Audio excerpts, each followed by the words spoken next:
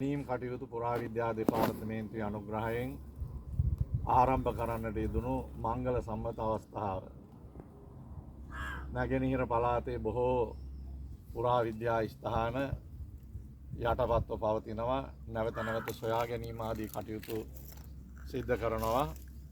වර්තමානයේ අපට තිබෙන ලොකු අභියෝගයක් තමයි මේ ස්ථාන සංවර්ධනය කිරීම, ආරක්ෂා කිරීම හා පවත්වාගෙන යෑම. ඒ අනුව මේ ස්ථානයේ වැඩ කටයුතු ආරම්භ කරා. මේට වසර කිහිපයකට පෙර විවිධ ගැටලු අභියෝග බාධා මැද්දේ.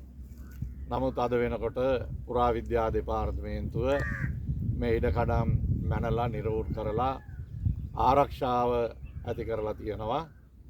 වර්තමාන පළාත භාර අධ්‍යක්ෂකතුමා මුණසිංහ මැතිතුමා ඇතුළු මේ පුරාවිද්‍යා දෙපාර්තමේන්තුවේ නිලධාරීන් බොහොම සැලකිල්ලෙන් බොහොම ඕනකමින් අපේ අතීත උරුමය ආරක්ෂා කර ගැනීම සඳහා විවිධ අඩුපාඩුකම් මැද්දේ නමුත් අවම පහසුකම් යටතේ ඒ සමාජ කාර්යයට අතගහලා තියෙනවා. ඒක අපට බොහොම සන්තෝෂයට කාරණාවක්.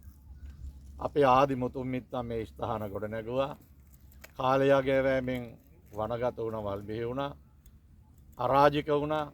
නැවතත් අපි ඓතිහාසික දීඝවාපි චෛත්‍ය රාජානන් වහන්සේ ප්‍රතිනිර්මාණය කිරීමේ කාර්යභාරය සමග අවට පවතින මේ විහාරස්ථාන සංරක්ෂණය කිරීමට පුරාවිද්‍යා දෙපාර්තමේන්තුව කටයුතු කරනු ලැබීම ඉතාමත් සන්තෝෂයට කාරණාවක්. අප වෙනුවෙන් මේ විහාරස්ථානයේ භාරකාරත්වය ප්‍රධානත්වය දරන ගෞරව ශාස්ත්‍රවේදී අමගහපිටියේ සීලරතන හාමුදුරුවන් වහන්සේ ඇතුළු විහාරවාසී ස්වාමින් වහන්සේලා දැඩි පරිශ්‍රමයක් දරනවා මේ ස්ථාන රැක බලා ගන්න, ආරක්ෂා කරගන්න.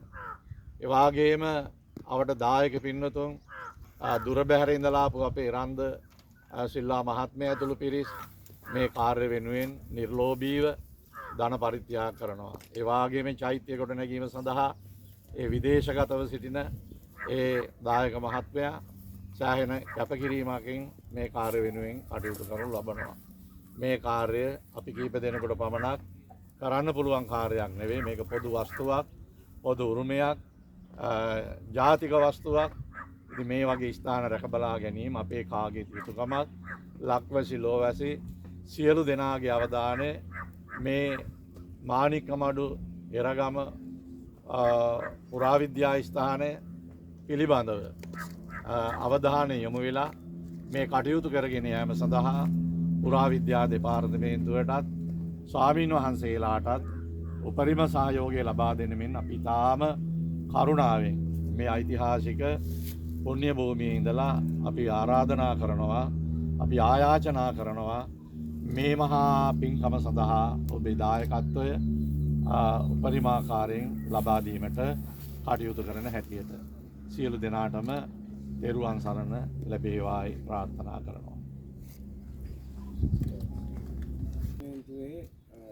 නැගෙනහිර පළාතේ පුරාවිද්‍යා කටයුතු ශීඝ්‍රයෙන් මේ දවස්වල අපි සිදු කරමින් පවතිනවා. එතකොට ඒ අතරින් කාලාන්තරයක් තිස්සේ ස්වාමීන් වහන්සේ පැවසු පරිදි වනගතව තිබිලා මේවා ආරක්ෂා කරගෙන මේ පැතිවල ඉන්න ස්වාමීන් වහන්සේලා ඇතුළු ජනතාව පැවතිච්ච මේ දීඝවාපිය මාණික්කමඩුව සහ මේ තදාසන්න පුරාවිද්‍යා ස්ථාන ගත්තාම ලංකාවේ එක යුගයක් නියෝජනය කරන සුවිශේෂී උරුමයන් රාශියක් ලෝකයට දායාද කරපු පැත්තක්. ඒ වගේම විශේෂම පූර්ව ඓතිහාසික යුගයේ පටන් ලංකාවේ මුල් ඓතිහාසික යුගයේ අපි දන්නවා සද්ධාතිස්ස රජතුමා සමග සම්බන්ධ ඉතිහාසය. ඊට පස්සේ දීඝවාපියත් එක්ක එන ඒ ඓතිහාසික යුගය. ඒ වගේ ඓතිහාසික වටිනාකම් රාශියක් තියෙන ස්ථානයක්, විශාල ශිලාලේඛන ප්‍රමාණයක්, ස්තූප ප්‍රමාණයක්, රෝහල් සංකීර්ණ ආදී විවිධාකාර භික්ෂුන් වහන්සේලා වෙනුවෙන් නිර්මාණය කරපු ආරාම සංකීර්ණයන්හි නටබුන් ආදිය මේ ප්‍රදේශයේ ව්‍යාප්ත වෙලා පවතිනවා. එතකොට ඒ අතරින් මාණික්කමඩුව පුරාවිද්‍යා ස්ථානය අපි නිතර මෙතන යන එනකොට දැකපු පුරාවිද්‍යා ස්ථානයක්. එතකොට ස්වාමීන් වහන්සේගේ දැඩි ඉල්ලීම මත අපිට හැකියාව ලැබුණා මේ කාර්යය ආරම්භ කරන්න. එතකොට අද සිට අපි මේ පුරාවිද්‍යා ස්ථානයේ මෙම ස්තූප ගොඩැල්ලක් වශයෙන් හඳුනාගෙන තියෙන ගොඩැල්ල කැනීම් කටයුතු ආරම්භ කරනවා. ඒ කැනීම් වලින් ලැබෙන දත්ත මත පදනම් අපි මේකේ සංරක්ෂණ ඉදිරි කටයුතු ක්‍රියාත්මක වෙනවා. විශේෂයෙන්ම පුරාවිද්‍යා දෙපාර්තමේන්තුව වශයෙන් පුරාවිද්‍යා අධ්‍යක්ෂ ජෙනරාල්තුමාගේ අනුමැතිය ආශිර්වාදය අපිට මේකට ලැබෙන. එතුමාට දෙන්න බැරි වුණත් එතුමා තවන බොහෝ කාලයක් අපිත් එක්ක රැඳී ඉන්නේ. නමුත් එතුමා කාලේ මේක ආරම්භ කරන්න ලැබීම ගැන අපි සතුටු වෙනවා. ඒ වගේම පුරාවිද්‍යා දෙපාර්තමේන්තුවේ අධ්‍යක්ෂ කැනීම් අධ්‍යක්ෂතුමා ඒ වගේම පුරාවිද්‍යා දෙපාර්තමේන්තුවේ සියලු නිලධාරි මණ්ඩලය මේ අවස්ථාවේ මම සිහිපත් කරනවා. එතකොට මේ අවස්ථාවේ මම දැනුම් දෙනවා අපි මාසෙක කාලයක් තමයි මේ කටයුතු සඳහා සූදානම් කරලා තියෙන්නේ. අපි පුරාවිද්‍යාත්මක විද්‍යාත්මක කැනීම් ක්‍රමවේද තමයි භාවිතා කරන්නේ. විශේෂයෙන්ම පුරාවිද්‍යාවේ තියෙනවා අපි අගල් කැනීම් ක්‍රමය. අපි අගල් කැනීම් ක්‍රමය මගින් මේ ගොඩැල්ල මුලින් හඳුනා ගැනීම සිදු කරනවා. ඒ හඳුනා ගැනීම සිදු කළා කාර්තු කැනීම් ක්‍රමය මගින් ගොඩනැගිල්ල පාදා ගැනීමේ කටයුතු සිදු කරනවා. ඒ හමුවන පුරාවස්තු ඒ ආශ්‍රිතව අපි ඉදිරි කටයුතු ක්‍රියාත්මක කරනවා. අපි හිතමු අපිට ගල් අඟුරු වගේ මේ අඟුරු සාම්පල් වගේ දේවල් මේකෙත් ලැබෙන්න පුළුවන්. එතකොට මේකට හරිම කාල නිර්ණයක් අපිට ඉදිරිපත් කරන්නත් හැකියාව ලැබෙනවා.